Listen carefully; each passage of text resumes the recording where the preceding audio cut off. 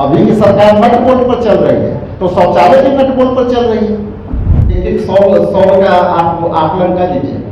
Luxury life Delhi से आने वाले लोग और बिहार आ रहे हैं, इनकी नट कहाँ लगनी है, बोल्ट कहाँ खुलना है, उसमें लगाते हैं, उसमें लगाते हैं। उनको पता है कि कौन नोट कहाँ लगता है। चिराग पासवान जी कह दें कि यहाँ बेरोजगारी नहीं है, हम भी माने, और जिस दिन बताएंगे हम सारे आंकड़ा खोल देंगे।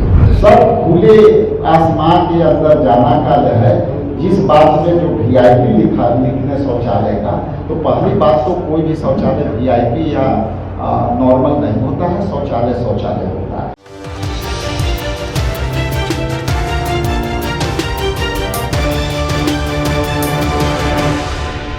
नमस्कार, मंथन टुडे न्यूज़ देख रहे हैं आप और आपके साथ मैं हूं निधि सिंह।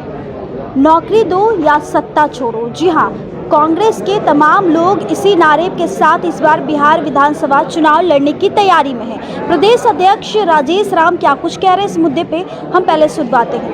और हमारे 25 जिलों में भारतीय राष्ट्रीय पार्टी के, कांग्रेस पार्टी के, युवा कांग्रेस के वरीय नेतागण, कांग्रेस पार्टी के राष्ट्रीय स्तर के नेतागण एक समय में एक साथ 25 जिलों में जो है वो प्रोटेस्ट करेंगे, आंदोलन करेंगे। और उस आंदोलन का एजेंडा नौकरी दो या सत्ता छोड़ो के आंदोलन के रूप में होगा। आप इसके माध्यम से भाजपा और जदयू सरकार से मेरा 5 सवाल होगा, जो आपके माध्यम से मैं बताना चाहता हूं। पहला है कि खाली पदों पर भर्ती क्यों नहीं?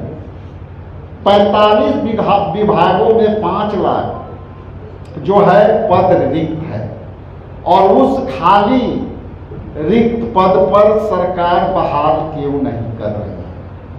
तो पहला मेरा सवाल यह है कि खाली पदों को, जो 45 विभागों में लगभग 5 लाख जो है नौकरियां दी जा सकती है, जो रिक्त है, उस पर बिहार सरकार जो है बहाल करावे। दूसरा मेरा सवाल है कि बिहार के पेपर लीक का अड्डा जो है किस सरकार ने बनाया है, तो इसकी भी निष्पक्ष जांच हो, और उस जांच में जो लोग दोषी हैं उस पर कार्रवाई हो। इस पर सरकार की चूकी क्यों है? खास करके BPSC और SSC, नीट और UGC पेपर लीक मामले में अब तक कोई भी कार्रवाई नहीं हुई। इससे लाखों लाख युवाओं के इसमें उनकी बेरोजगारी के में जो है बढ़ रही है। इसलिए मेरा दूसरा सवाल है कि बिहार को पेपर लीक का अड्डा किस सरकार ने बनाया? तीसरा मेरा सवाल है कि संविदा कर्मियों के साथ धोखा क्यों? जैसा कि आप जानते हैं कि 7 लाख से ज़्यादा संविदा कर्मी जो है बिहार में काम कर रहे हैं, और इस संविदा कर्मी की नौकरी अब तक अस्थायी क्यों नहीं की जा रही है? संविदा कर्मियों के पक्का नौकरी देना होगा। इसलिए मेरा तीसरा सवाल है कि संविदा कर्मियों के साथ साथ जो धोखा आप दे रहे हैं, इनको रेगुलर नौकरी देने का काम करें।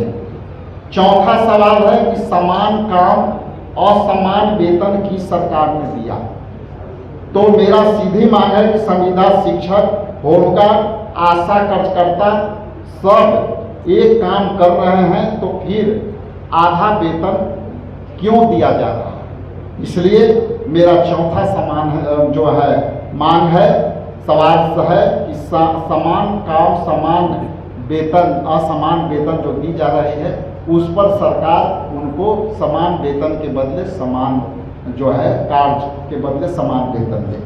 पांचवा है, करोड़ों प्रतिभाओं के पलायन की जिम्मेवारी किस सरकार की है? तो 4 करोड़ से ज़्यादा युवा बिहार छोड़ करके दूसरे राज्य में नौकरी करने को मजबूर है। पढ़ाई बिहार में, नौकरी चाहे बाहर में क्यों?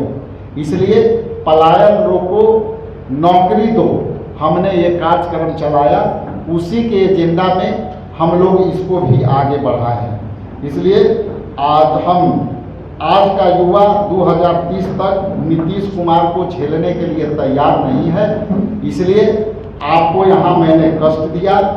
लेकिन अंत में मैं संक्षिप्त में जरूर ये बता देता हूँ कि ये जैसा कि मैंने कहा कि 25 जिलों में हमारे राष्ट्रीय स्तर के नेता जो है रोजगार भवन के सामने प्रोटेस्ट करेंगे और मांग करेंगे कि बिहार में जो रिक्त 5,45,000 विभागों में 5 लाख जो नौकरियां रिक्त है उस पर बहाली हो।